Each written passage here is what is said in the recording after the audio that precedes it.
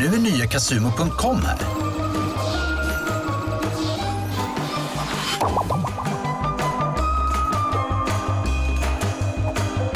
Just nu får du dubbelt på kontot och 110 gratis chanser att vinna storkovan. Casumo, ett kasino. Casumo.com.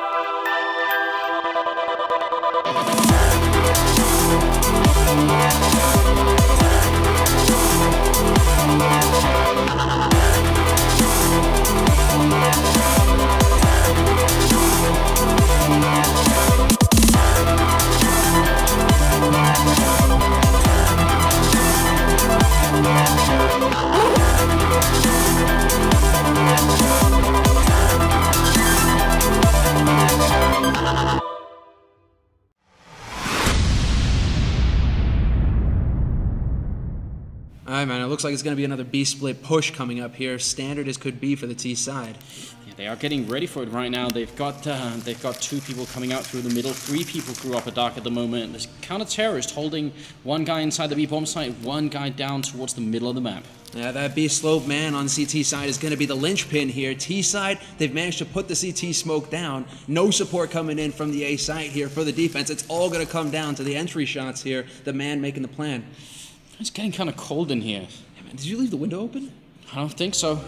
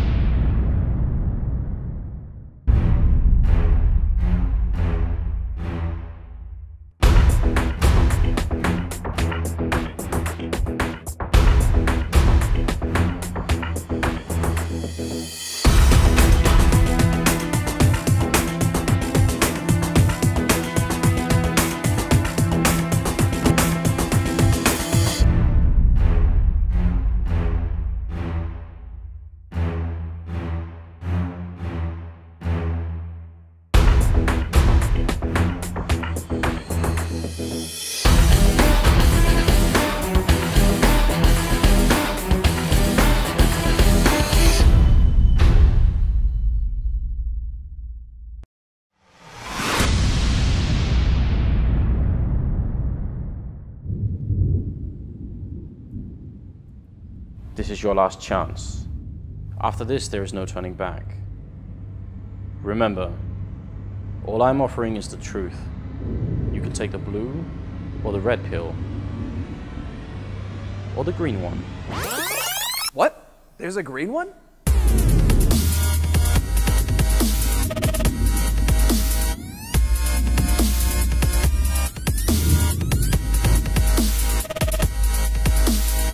Sweet.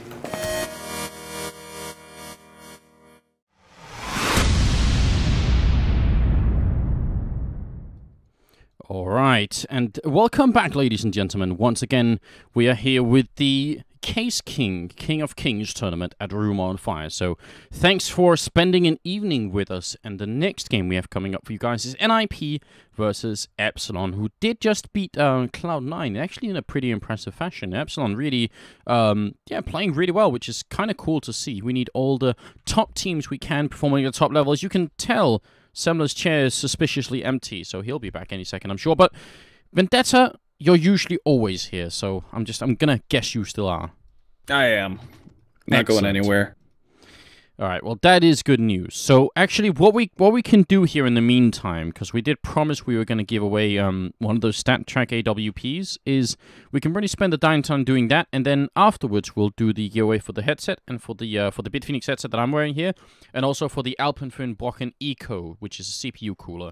So we're gonna do those giveaways for everyone afterwards, but this first giveaway is for the subscribers. So so big thanks to them. And we'll just pretty much do it straight away, assuming that Moobot is gonna be cooperating. So don't please keep chat mode on, guys, sub mode on, guys. Don't take that off if you're a moderator.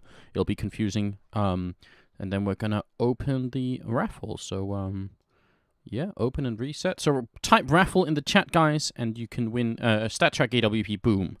So later on, I mean, I think we're going to find some items to give away every day. Sort of a thank you to everyone.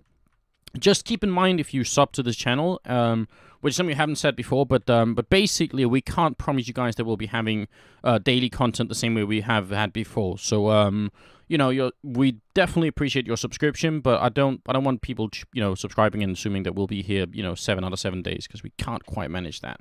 But we'll do our very best to keep the channel active and keep, you know, getting some perks for the subs like that. Ah, Semler, you're back as well.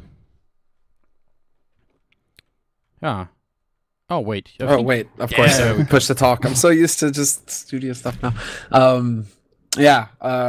Sorry, just running around trying to sort out a couple of things, make sure that everything runs smoothly here on out. Hopefully, fingers crossed, everything will be good. We are going into a best of 3, though, between NiP and Epsilon. So it's just getting some info, figuring it out, and making sure that everybody's on top of the schedule. So yeah, excellent. All right, good stuff like that. Well, you're actually in the official Room on Fire office as well, aren't you? That's right, man. That's right. We're here. Put a picture out earlier. You know, yeah. So it's not a big place, but it's pretty neat. It works out perfect for what we need, and it's really cool. So yeah, there we are. All right. Well, I'm gonna close the raffle now, guys. This is again just for the subs. So close it up, and I'm gonna draw the winner. And please type in the chat, just so that I can see you're there. It's Joyfoy with a PH. So Joyfoy, type something in the chat just so I can see that you're actually at your computer and that you are subbed and everything else. Otherwise, it gets really confusing. And then I'll contact you later on and get your details, and we'll make sure you get the actual rifle. Let's see. And we'll also be doing some shirts and some sweatshirt stuff as well, guys, because we actually have those up on the site now as well, over on roomofire.tv/merch, I believe. Yep. Let's make sure. Where's that ROF gear? It might be ROF gear, actually. I think it's ROF gear, but yeah, we have the t-shirts and sweatshirts. They're out now, guys, and they're really comfy. So definitely really cool. Go ahead and check them out, and also we'll be giving away a couple of those throughout the week as well. So be sure to stay tuned there. Absolutely. All right. So Joyfoy, I saw your name and I've sent you a message, so I'll contact you later just to make sure that you know, I get all your details, and then we'll give you the op right away. In the meantime, we are waiting for all the players to get back on the server. I think they actually just got done doing the veto, maybe, if I'm not mistaken. Yes, we should be sorted with the veto. Hold on, let's see. So seems like those two is going to be the first map. Yeah. And then Cache. All right, second map. And then it looks like Overpass to settle. That is interesting. The process was Epsilon took out Nuke. No surprise there. Don't really want to play NiP on Nuke. It's never a fun time. NiP chose to get rid of Inferno, which is pretty much the same thing that happened in their best of 1 against Planiki. They just vetoed Inferno. They don't want to play it right now, so that's interesting there. Perhaps NiP trying to keep a couple of things under wraps. Next up was Epsilon taking out Mirage. So that's an interesting choice, seeing as how NiP aren't exactly 100% on Mirage. So that could have been an option for Epsilon, but I guess the Frenchmen don't necessarily want to play them there. And then Cobble was the last one to be taken out by NiP. And I think, you know, we don't have to look too far for Cobble. Everybody is not playing Cobble pretty much these days. No, but Vendetta, NiP not playing Inferno, how does that make you feel? I mean, Inferno is like the map that every team plays. So, I mean, is it viable for them to try and just, like, avoid it? It's perfectly fine if they haven't had the opportunity to go through it. And they know that every other team is going to be strong on Inferno, so if they're not confident with what they've gone through on Inferno yet, then that's perfectly understandable. At least that's the thing I would assume. That's why they're vetoing Inferno, because previously they've been an excellent team on Inferno. Hell, they clinched the last major on Inferno versus Fnatic. That's true. Yeah. So I mean, it could be what someone said as well. Maybe they're just trying to save some strats for LAN. Do you buy teams? I mean, it's sort of whenever someone does badly, especially leading up to a big tournament, it's like the joke that everyone makes. But do you think there's any truth to it? Do people sometimes try and keep things? And do you have any, like, historically speaking, any examples of someone actually successfully doing that and then you're busting out some cool trick that previously wasn't seen before? I can't think of a specific example, but it definitely happens. If you can win a game off doing standard stuff, then there's no reason for you to pull out something that you want to save for LAN finals. Let's say you're playing ESEA or SLTV or the Faceit League, right? During the standard division play, there's no reason for you to bust out anything that you've made in the lab, to put it that way, in just a regular game, if you can still make the playoffs without having to do so, right? That's just wasteful. So it definitely happens, and I think the closest thing you could probably come to it, or at least from my experience, is the old Very Games team in Source.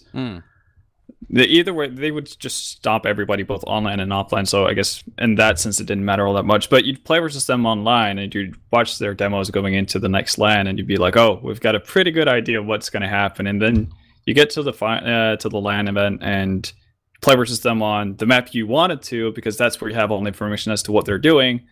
And you can see the initial smokes and flashes coming out from what you've seen on the demos, and you're like, oh, we know what's going on right now. So you make the rotations, and all of a sudden they're just nowhere to be found. That's kind of how it was playing Very Games. You sound like I have horrible nightmares from playing that team. I was playing Dust 2. Yeah, it's playing Dust 2. You basically come out of freeze time, you get to your position, and it's like 5 seconds after that, everything just turns white, and you're white for consecutively for 20 seconds, and then the round is just over. And you've lost horribly, and you have no idea what happened. All right. So some trauma going on right there. I can feel your pain. Yeah, that was not the greatest experience ever. But I guess you kind of were in awe of how good they were. Yeah, I mean, they translated a fair amount of that, I guess, into Global Offensive. Still a pretty good team. Still pretty good, yeah. They don't have the same... I guess one of the biggest thing for them was that they perfected nade usage in Source, and there were absolutely no skyboxes in CSS on any of the maps. So you could basically smoke off B-side on Dust 2 from T-spawn. That type of thing.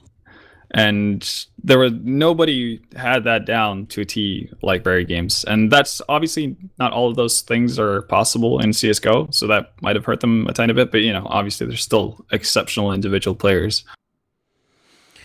Oh yeah, definitely. I mean, still, I mean, Global Offensive is still I think a real joy to watch. And we'll see if we're gonna catch some new stuff, being brought out at DreamHack Winter once that rolls around. I'm gonna switch it over to the game just so we can enjoy that a little bit. Although there is a bunch of bots playing currently instead of the players. I think it's made its way around here in Freiburg, which so all right, they are slowly joining, and it's obviously going to be NiP and Epsilon. So yeah, that's pretty much it. Remember, guys, go and visit facebook.com/Caseking Gaming and like that page. You can get cool offers in the future. They're our sponsor, and obviously making sure that all of these tournaments can even happen, and that we can have fun with the new NiP lineup, and also Cloud9 and everyone else, and Epsilon here too. So yeah, like their Facebook page, and it helps them, and helps us, and helps everyone else. So yeah, definitely appreciate it if you guys do that. You guys wanna venture a prediction for this one? I'll go with 2-0 for NiP. I know that Epsilon played really well to beat Cloud9, but that was on Inferno. Inferno's taken out. So, and we've seen NiP play Dust 2. They did that very well. So, I don't know. I'm going to lean towards 2-0 victory for NiP. Semlo, are you on the NiP boat? I'm considering right now. You're weighing your options. I'm weighing my options. This is always tough for you, because if you go with the Swedes, you're betraying the French. And if I go with the French, I'm clearly biased, right? Yeah, I mean, you're screwed either way, right? Just say that the best team will win. In all likelihood, no. We're not going to put it that way. I mean, well, basically, like NiP should be the ones to be able to walk out of this ahead. Don't think the ultra aggression that we saw from Epsilon, that worked so well versus Cloud9 will work as well versus NiP. Dust 2, bit more of an interesting map. NiP seemed to be pretty stable on it, especially with the addition of Michael. He had a really high impact in the game versus Planiki, so I'm thinking NiP are looking pretty good on this map, so I think they should be able to pick up the first map here. And then Cash, we do know that Epsilon have experience on it, but again, NiP are quite good on the map, so I'm thinking NiP too. I wouldn't say that's too much of a stretch. Wait, what's the final map? Is it Overpass? Yeah. Yeah, and I would also put NiP ahead on Overpass as well. I might put NiP ahead on Overpass just a little bit, mostly because I have no idea how Epsilon play that map, actually. But I would say there's a decent chance Epsilon could beat NiP on Cash, maybe. Just because I then generally distrust NiP playing that map. But they do have Michael now, so they could decide to just put him mid and lock it down, or try and keep it guessing. It's like the bit of the JW style where you never really know where he's going to be on the map. You could do that potentially with Michael now. It's true. Plus, I mean, what do you think, Ben? How much of what we know about NiP goes out the windows when it comes to making predictions, just from them adding a new member? Do we have to discard everything, or can we still try and use what we already know about them a little bit? You can still use what you already know, because you still have 4 of the same members who have proved time and time again that they belong in the top tier of CS. So you can definitely base your prediction off of that. But obviously there's going to be tiny differences. They might be stronger at some points, they might be weaker at some points, and on a map like Cash, I think they might be stronger because Michael is an exceptional opper. So having him, like you said, playing kind of the JW role, being unpredictable, you have the opportunity to basically pick quick pickoffs with ops anywhere on that map. If you get a good spawn for it, you can go towards A and get a quick pick on the A storage on the CT side. Same thing with the B towards the B bomb side. You can hold off mid as well, covering that boost area or basically shutting down people trying to come out from the garage. So a lot of ways you can play with it, and I think NiP are more versatile now after the change they made with Michael coming into the team. I think that's definitely something that you have to look for. So you can definitely see more variations in different setups and them playing, I guess, more similar to what we saw at the beginning of CSGO with them having a very loose play style. That'd be very interesting. It seems to be one that's become super popular amongst like a lot of the other teams that are actually really good right now.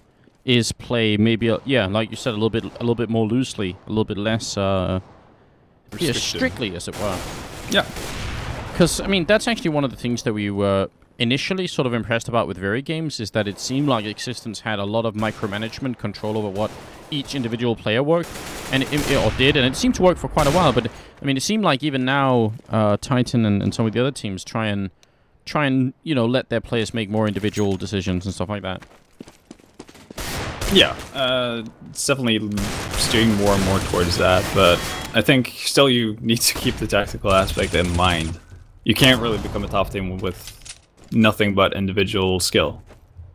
So, yeah, even though it's letting... Yeah, healthy mix, that's the optimal thing. You don't want to restrict or harness your players too much, and you don't want to...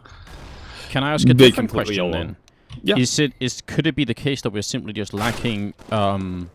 really good in-game leaders in Global Offensive? Because actually I remember Lopez a couple of, maybe 4 or 5 days ago was tweeting and saying actually, a lot of the really good in-game leaders from 1.6 never translated, they've never even tried to pick up Global Offensive. Ave and a couple of other ones like that. And then the question is, I think actually his suggestion was, well, maybe a lot of the people playing right now, like a lot of the new talent coming up, maybe they should seriously try and become in-game leaders and just make it a choice to try and see if they can become good enough at it. Do you think that's a viable option? Well, another one is, how many can you name right now when you think in-game leader, captain? How many? Go. As that are good? Yeah, right now at the top of the scene. I would say Existence Pronax. I think Fetish is obviously a great in-game leader too. Yeah. After that, it gets tough. Yeah, those are the 3, right? They're when it comes to sick in-game leadership. I guess Dazed. Yeah, actually, I would. But he's not on the team anymore. I don't He's know not if a that. team I don't anymore. know if we could call him a great in-game leader now. I man. would. No, dude, you have to. Yeah, I would definitely put Dazed up there. He's. It's as easy as he gets into a team, that team gets infinitely better. Yeah, but End of story. Yeah. It doesn't matter if maybe he had some calls with the other members. Who knows what really happened and all of that chaos that was the iBuyPower roster changes. But you can't deny the fact that he improved iBuyPower significantly. No, Yeah. no, can't take that away. Yeah, I would definitely put Dazed up there as well. He's definitely super smart when it comes down to it. But you're right, there aren't like a huge amount of really skilled in-game leaders out there. I mean, I guess Navi. Yeah, Navi has some pretty good leadership. that's actually true. Can't take that away from them. Even though they've swapped around here and there, I still think we have to credit them with. They have people who know what they're doing. Absolutely. And also, I mean, so one of the few captains that actually translated, really well from 1.6. Obviously, I mean, in 1.6 now we were a whole different question, right?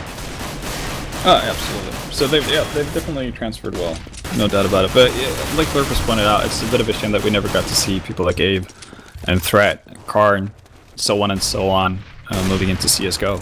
Because that definitely could have given you a completely different take on how to play CS, and we might have seen the tactical approach to CS being more popular if that was the case. Yo, But there's still room for improvement. hit ready for the stream. Oh yes, I will. See, everyone is on the server, so we should be good to go. Yeah. Streamers are ready too, so any second now, guys, and we'll be going on with it. It's NiP versus Epsilon here. It's the Caseking of Kings, and I hope you guys are going to be excited. It's a best of 3, and we have Dust 2, we have Cash, and we have Overpass as 3 maps picked. Now, NiP, they beat Panicky Dynamics, and they did it very convincingly on Dust 2 in a best of 1. Epsilon had a bit of a rougher match against Cloud9, but they did look very much in control of it on Inferno. So we'll have to see how they fare against the newly minted Swedish lineup, swapping out Michaelele for for Michaelele. I think one thing we also need to point out is that SF is not playing. SF is not playing for Epsilon right now. We have Fisher instead, it looks like. Yeah. Now that's interesting. What you gotta wonder what happened there. Yeah, who knows? They did have some issues with the various people's connection in the previous game versus Cloud9. So that might be why Fisher is playing now. I would assume so. Because if you beat Cloud9, you probably don't want to swap out a player right after, right? No, that doesn't make a lot of sense. Ah, well, hopefully it's not too much of an issue they're running into. Fisher. I noticed that Freiburg called him Fisker instead, which is much older, right? Oh yeah, that you have to go a couple of years back. But it looks like we're live with a knife. So this, again, I don't think it's going to mean the world here. Actually, who gets to start on it? Who gets to start on which side? CT, T side, NiP clearly confident on both. So this is going to come down to Epsilon winning the knife so that they can choose which side they want to actually get a good start on. We shall find out, and maybe we get to learn. I mean, we saw a bunch of action from NiP on the CT side, and we never really got to see much of them from the terrorist side. So I mean, I'm kind of hoping they get to start terrorist just so we can at least do that. And then I want to see if Epsilon are going to be playing as as well coordinated as they were on Inferno, because they had a lot of cool stuff going on Inferno, both on the aim side, but also a couple of tricks with the Molotov. So we'll see if they're going to be able to do something like that. It does kind of feel like NiP, they are going to end up winning it. And again, I actually think against Planet Key was Michael stabbing 4 people. This time it's 3. So if nothing else, they can count on him to stab people. That's good. It's never a bad thing. So, not surprisingly, again, NiP decided to start on the CT side. And I think it's more up to Epsilon to see if they can do something different from what Planet Key did. Because there's no reason for NiP to change whatever they tried out versus in the first game versus the German team, because that worked out very well for them. I'm curious to see if we're going to see some double off play actually between Forrest and Michaelele. There's going to be a bit of touch and go here. We did see a tiny bit of it. Obviously, NiP were doing pretty well with whatever they were doing in the first game, so I wouldn't be too surprised if we saw that being pulled out, regardless if they're ahead or if they're struggling. And apparently regarding SF, it was SF just really needed to go, apparently. So they brought in Fisher as a stand-in because SF couldn't actually be here for this match. Oh, So hopefully just putting nothing that out there. serious on his part. Hopefully nothing serious. Alright, but it looks like NiP are starting us off with a tower here at mid to cover the doors. Smoke goes down to block off those doors, so the element of surprise will be maintained here for the Swedes. At Epsilon, currently poking about. Nothing really going on too much apart from them just holding angles. Get right, really close to short right now. If he gets the right timing, he might be able to do it. He spots the face of Uzi, and Get right just clicks him away. He even took like a double take.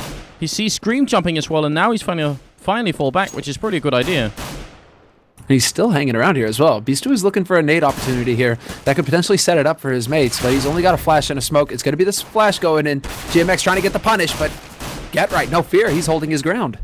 He's just clicking away. He's finally going to fall back into the CT spawn, and he's got Michael there to help him out as well with the USPS. And over at the B-bomb side, it's Forest holding in its Freiburg, and they might get to see some action pretty soon. I think there's going to be a smoke coming in here to CT spawn. Right, can he guess the angle through? That's the question.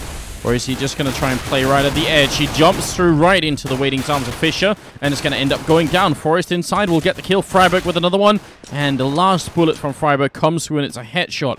Takes down Scream. Now it's on Fischer, and he can't make it work. Forest will pick up the double, and Freiburg will get a double of his own. So actually, apart from Get Right and that beautiful one-shot, it's actually Forest and Freiburg and the B-bomb side who end up being sort of the heroes. It was. Absolutely. And Epsilon had a pretty similar pistol run to what we saw PlanetKey do against NiP as well.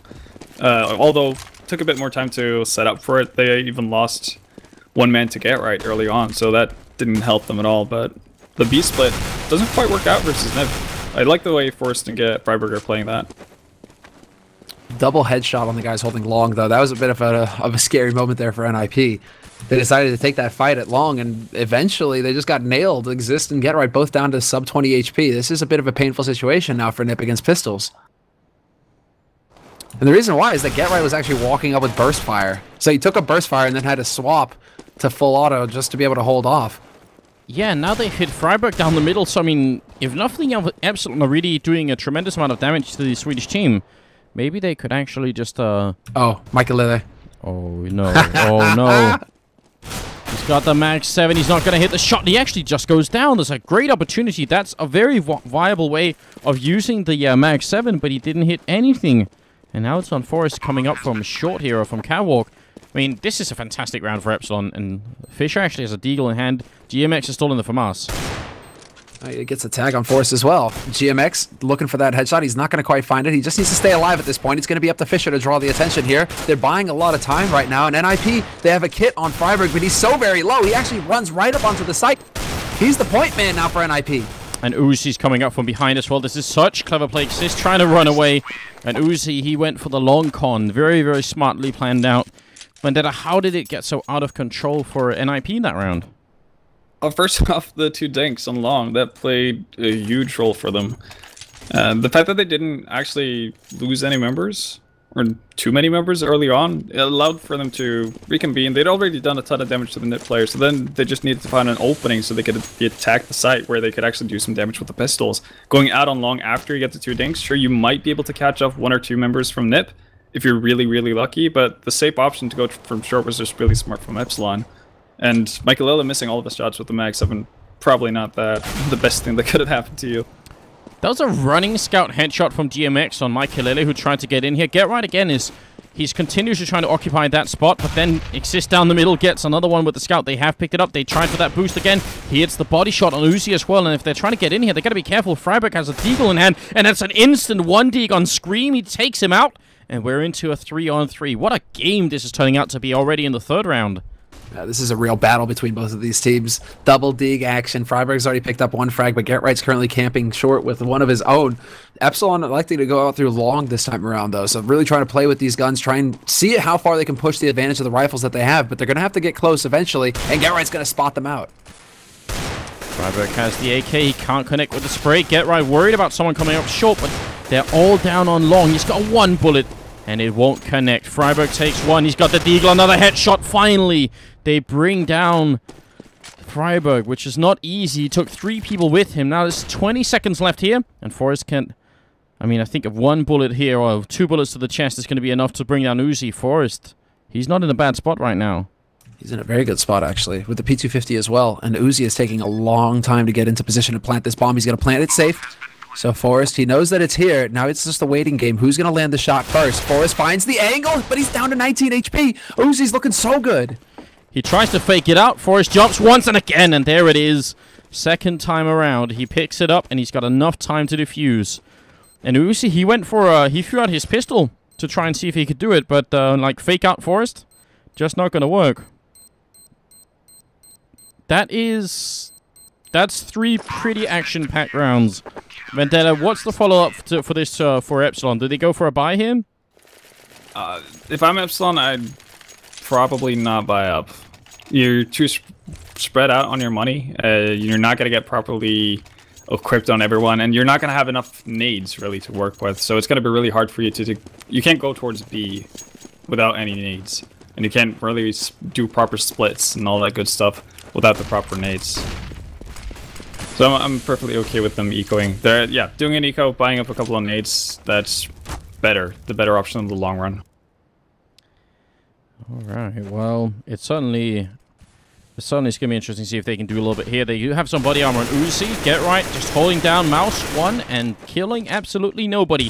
But Exist down in the pit has a bit of a better chance to get some headshots in here, and Get right will eventually help out.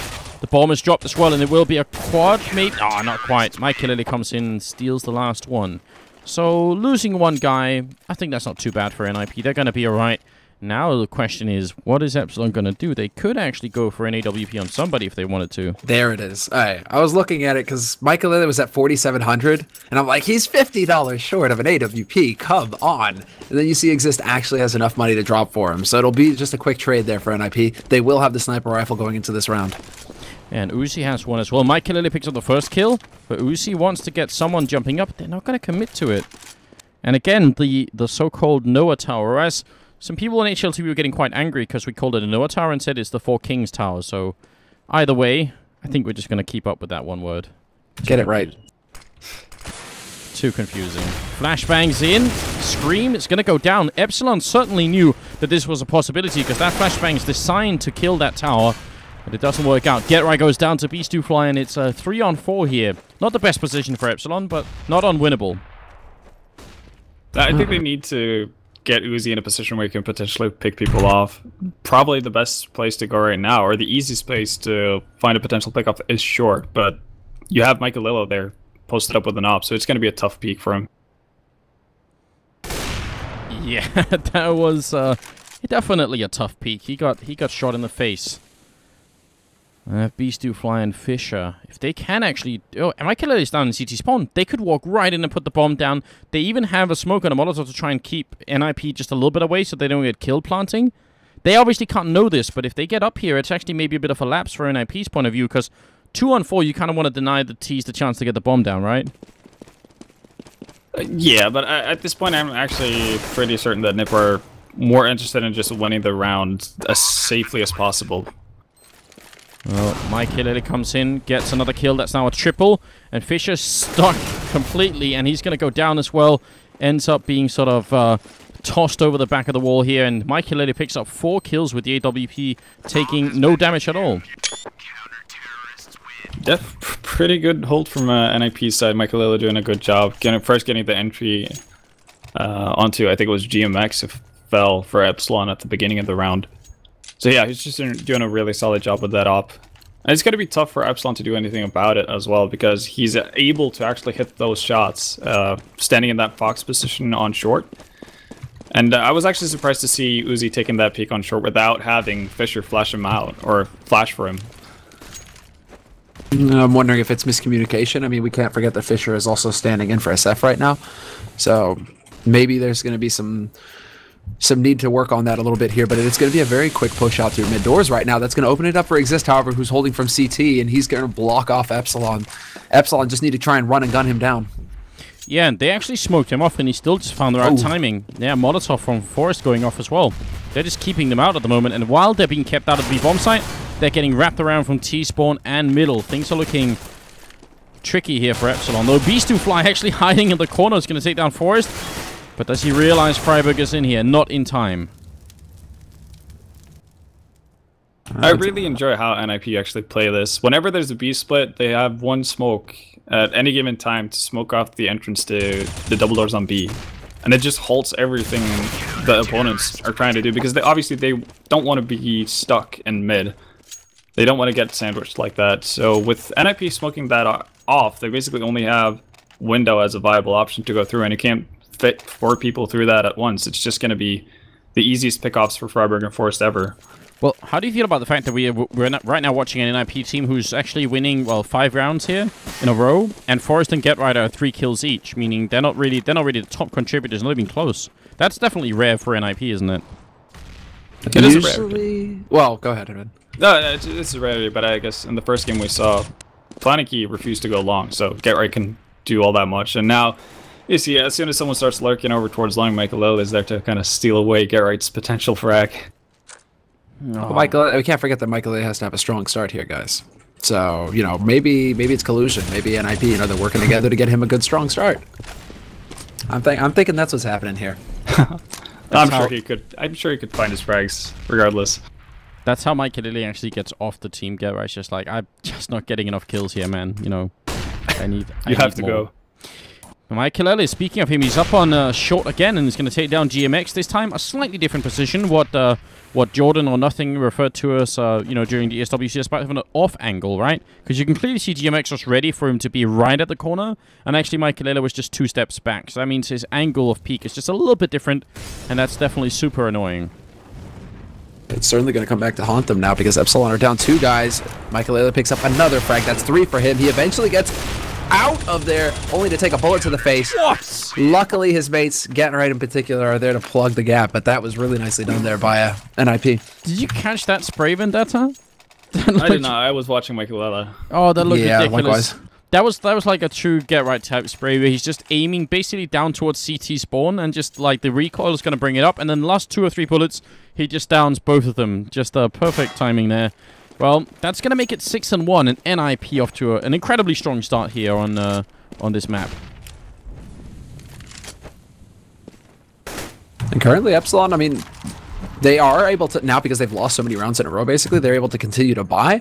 It's just looking really tough for them to find a way in. Everywhere they go, they're running into Exist, who sprays them down through smoke. They're running into Michael with his AWP. Where do they decide to go now? Just straight B-rush from Upper Dark. Let's go ahead and have some fun with Forest. I mean, he doesn't have that many frags, guys. Let's go ahead and give him a hand over there.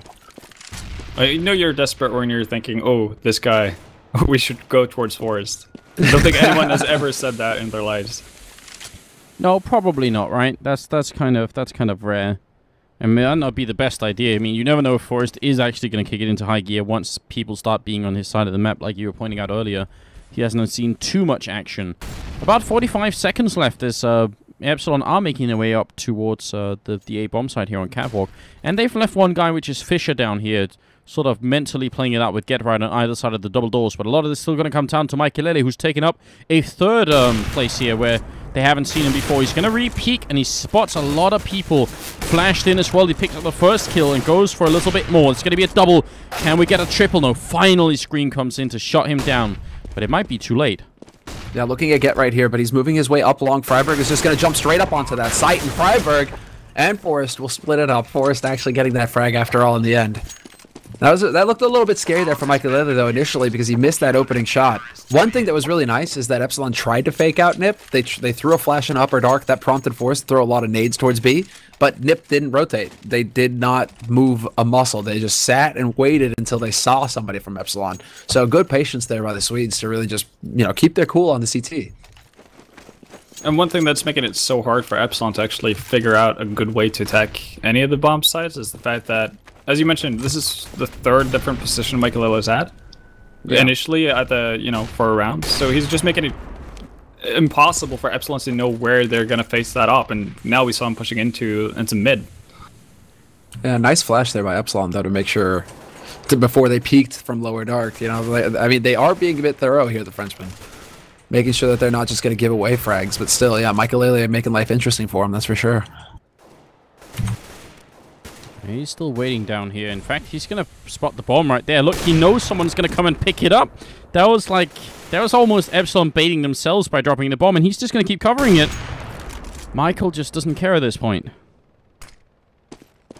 Where do they go? What do they do? I'm not sure there's a really good answer to this right here. They're finally going to be able to get the bomb back, but they already lost one guy, and they already lost a lot of time as well. 40 seconds, and they are going to currently push up towards short. Bomb still waiting in middle, so they could end up jumping down CT spawn if they really wanted to. They're going to get the kill on Michael, and that is a good start. That bomb is making its way in, but now they've actually lost the 2 players. I think Epsilon were trying to be a little bit too elaborate in this round here. It is just going to be Fischer left. Freiburg gets the last 2 kills in. Then we've seen pushes before where the bomb sort of makes its way out middle or upper dark, and then the 2 people pushing short actually end up sort of jumping out CT spawn, and it becomes like a super elaborate B push. But it felt like Epsilon maybe were, I don't know, trying to accomplish a little bit too much that round. No, I think the initial plan was to go towards A the entire time, but they don't seem that coordinated, which I guess is to be expected with the stand-in on their team. Do you think it's coordination or is it confidence? I think it's more down to coordination, but obviously lacking coordination doesn't boost your confidence. No, that's a good point. Because you saw the cat smoke where they could plant for cat, right? But then there wasn't a real follow-up. It looked like they were still trying to make up their mind because the bomb just sat in mid. Yeah, and I also think the way that Michael played that round was just really smart. As soon as he loses control over the bomb, or there's a sight of the bomb after constantly re-peeking in mid, he makes the rotation over towards A. And it basically allows NiP to still play 2 people towards B. So they've just got everything covered really safely. Oh man, that was a funny spray by Freiburg. He just held down mouse 1 and ended up killing everybody. That was good.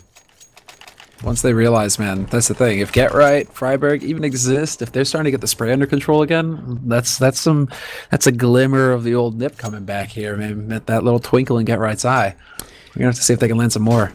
This time GMX has an AWP on the terror side. Let's see if that is going to make a difference or not. He spots 2 people jumping by, but Michael is being boosted up on short. Again, just looking for new angles that he can try and abuse against the Epsilon team. Keep them guessing. And they're worried that he's going to be down in mid, but they're thinking about the wrong angle right here. So he's going to walk out and take the face off of Beastufly. So, yeah. I mean, actually, what's interesting about the addition of Michael, apart from that, he's obviously playing really well at the moment, it's also just the fact that, yeah, you remember when Simple was added to the Hellraisers team, and it actually seemed like the rest of Hellraisers sort of played better as well. If that could be true for NiP in a similar way, that would definitely make the team very powerful again. Yeah, now the question is, how long does that last? Because for Hellraisers is about a month, right? Where they were really looking good. Is the timing just right for NiP now that Michael joined? Are they going to get that month? Be the perfect month to do it, without a doubt. Michael gets around the corner. Uzi goes down as well, and we're looking at a triple kill here from the newly minted NiP member. Definitely doing a fine job. 9-1 is the scoreline. He gets a headshot on GMX, just flicks it in. He won't get the ace because Get Right wants to be part of the party as well, but Michael is still at 15, 1 and 6. So there's not really much to criticize here for NiP. So what about Epsilon instead? Then how do they start getting around on the board? It's tough to say. I guess they could try moving towards B and not through the middle area, which is not something you'd want to do initially because you want to maintain map control as the T side. But as of right now, they're just getting shut down by Mekalila anywhere they go. And this is something that's new for NiP because you never saw them playing this aggressively with an AWP to find entries on the CT side. But this is something the addition of Mekalila allows them to do, and he's been hitting pretty much every shot he's taken so far this game. Yeah, that's been the really impressive part. It's just the confidence. It's like a boulder rolling downhill. It's only going to gather speed as it goes. He's just landing sick flicks. So until he actually gets shut down, I don't know if GMX is going to be able to put him down hard enough where Michael Lilly gets reset and has to start over from 0. One thing, though, is that he is still just a stand-in, guys. Got to be careful. That's true. That's true. He's on trial. And if he keeps trial this period. up, yeah, if he keeps this up, I'm guessing it's going to be all right. Michael, though, we're going to have to look at him again because he's going to be the center of focus if they actually end up going up on short. And again, he's covering definitely an off angle here as well. Just wondering if they're going to be able to predict it. Flashbang goes in. He just peeks down for a little bit, and Scream runs in with the AK. You could almost see the determination in his eyes. Get Right's going to go down as well to Fischer. That's a good way of opening a bomb site. Yeah, and it's actually really similar to how the round that Planiki got, the one buy round they got, played out. True, actually. Yeah, Michael Lilly and Get Right both taken out pretty much instantly at the same time. So that's looking really good. NiP have so much money though, they don't know what to do with it. So no reason for them to back off or play this safe. If they can get guns off of Epsilon, that would actually be much better for them. All right, Scream landing some beautiful headshots as we kind of expect. But it might not be enough because that round, I mean, it didn't only work because of it, but imagine if Michaelele had been holding up at his normal position up here on Catwalk where he can fall down in CT spawn. Epsilon might have lost a member before they even got to execute that. And obviously, apart from Scream heading the headshot, it was the flashbang over to forward Michaelele out of the position that sort of really gave Scream the opening too. GMX is waiting back here, and he's actually got a leg Freiburg jumping by, so that's pretty good. That's a nice start for Epsilon. Doing some damage to the NiP members, but the true buy rounds we've seen NiP lose over these 2 games is basically they're stacked towards B. And I think it's partly because NiP basically have noticed that Epsilon have only gone towards working towards the middle area and towards A for the entire game, and none of that's been working. So maybe they're gonna try to do something different, and that's why they're stacking up towards the B bomb site. But Epsilon seem really content with just pressuring that catwalk area. Yeah, once again, look, the bomb. They've got guys up there right now. Are they going to try and change it up and take it out long this time, though? I like this swap up, though, because they probably noticed over the course of the rounds that it's only at the beginning of the rounds where GetRight actually has anyone around him to help him out. And the later out in the round it goes, the more alone he's left. So this is a smart decision from Epsilon, but unfortunately for them, they're going to run into Michaelele. Yeah, right at the edge. He misses the first shot. They might be able to overpower him, but he gets a kill. And then the smoke goes off. GetRight's there to the butt. And Michaelele, instead of falling back, he charges through the smoke. This is madness. He's going to miss the shot, and he does go down. But it might have been too late here for Epsilon anyway. It's GMX and Uzi left. And, yeah, they got control along. But if Breaky was here, he would have asked at what cost. Because this is definitely not going to be fun for them. Now, 1-on-3. He's got 8 seconds left, and coming up from behind is Freiburg. So maybe initially a good idea for Epsilon, but I mean, they would have had to have killed Michaelele almost instantly for that to work out. Yeah, it's unfortunate. It's the one round where GetRight and Michaelele actually have swapped out position and going later into the round. And it seems like Epsilon can't escape Michaelele. He's just everywhere. Everywhere they go, and even with some really sick reaction play as well. Like, he sees that smoke going down, he knows he's about to get overrun. What does he do? He doesn't try and fall back to the side or to cross where he would just get picked off easily. He runs into the smoke. So, I mean, using the smoke to his advantage to stay alive as long as possible. Michaelele, he's playing just really sick CS right now.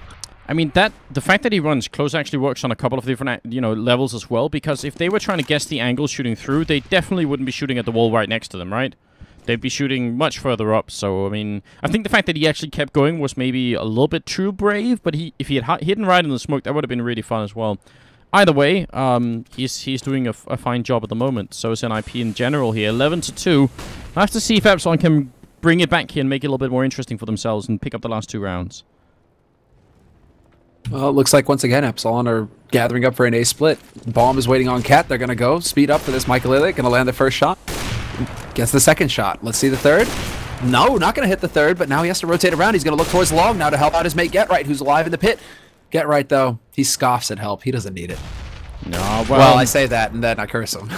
Unless he could have somehow, jumped in front of the grenade, maybe. Oh, Scream! Such precision.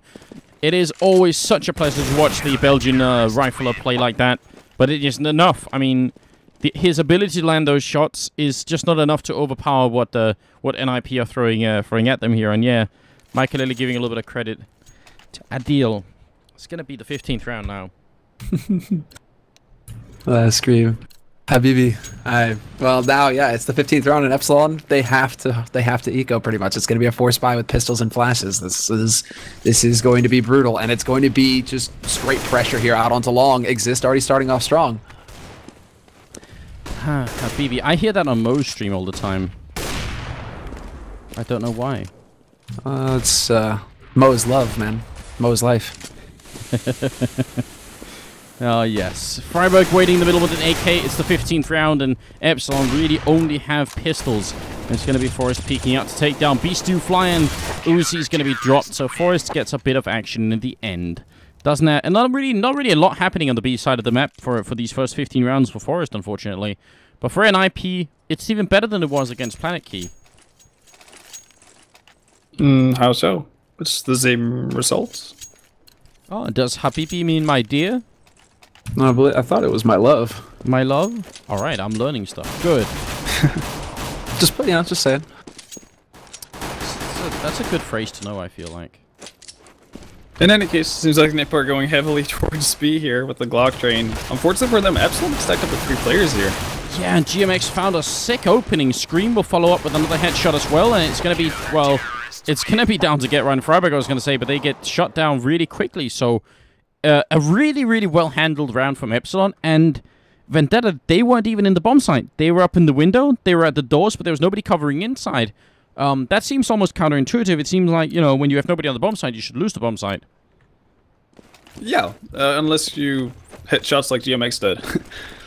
So that kind of stopped everything in the tracks for NiP, and I'm actually kind of surprised that NiP followed through with that, because they had Freiberg pushing down the middle area initially, so I would have assumed that he spotted how many crossed over, and then given the info, you know, relayed that info to NiP and say, you know, there's 3 guys who have crossed over towards B, you know, hold off, don't go in there.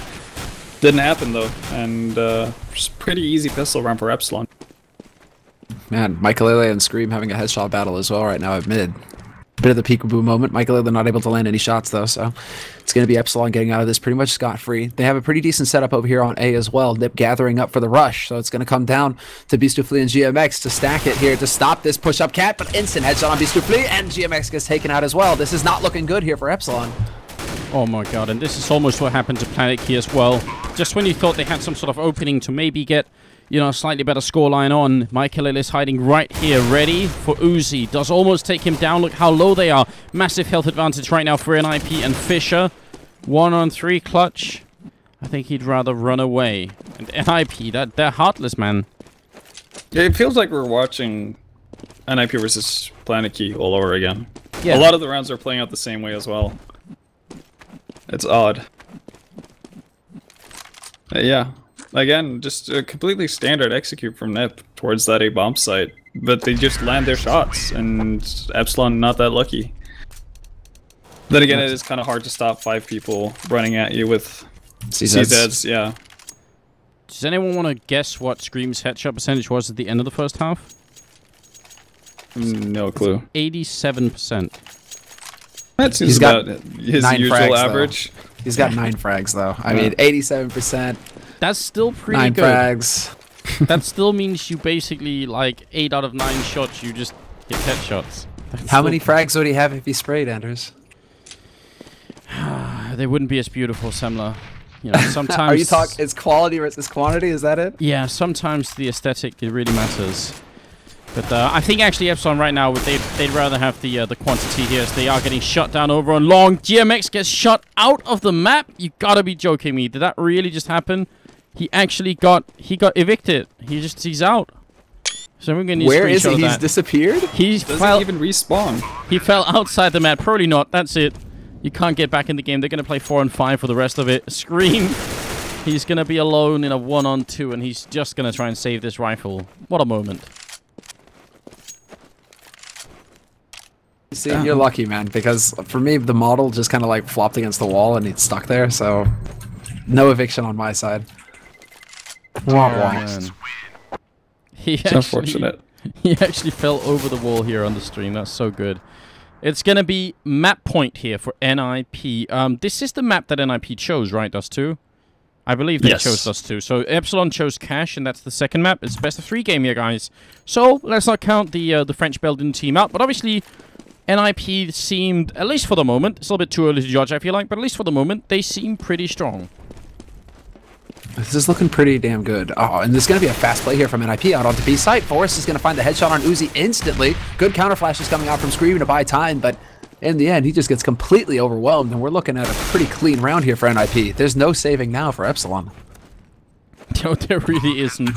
And they weren't even going to let Scream hide behind that box, jumping up on the double box, going straight into the B bomb site just to look over it. So pretty smart play overall. Nice shot from GMX with the headshot there on Forrest. But at the end of the day, it's not really going to matter. Freiberg wants to knife, and he's not going to make it work. 16-3. And that's the first map going in favor of NiP. Whoa, that's pretty impressive. NiP clearly have fixed something on Dust 2. Like, this is looking like NiP's map at this point. We were just talking about how they were struggling for so long on Dust 2, figuring out how to actually make this map work for them. Now, all of a sudden, well, they get 10, 11 rounds on their CT side. Yeah, I'm definitely impressed by that. So what we're going to do now is we're going to have a really quick break. The teams just need to stand up as well. So it's just going to be about a 5-minute break, guys, and we'll be back in with the next map. This time it'll be much shorter than the previous break. So Cash is coming up. Don't go far. We'll be right back here at Room on Fire in our Caseking King of Kings tournament. So stay tuned.